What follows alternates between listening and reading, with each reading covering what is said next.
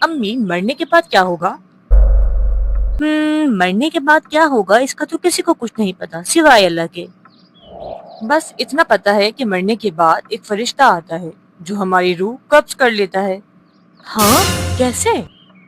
اللہ کے حکم سے۔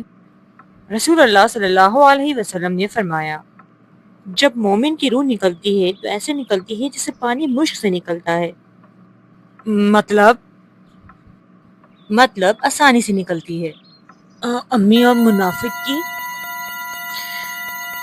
کافر کی روح ایسے کھینچی جاتی ہے جیسے گیلا اون کانٹوں میں الجھا ہو اور زور سے کھینچا جائے۔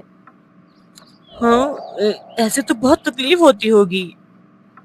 جب ہم اللہ کی نافرمانی کرتے ہیں تو سوچو اللہ کو کتنا برا لگتا ہوگا۔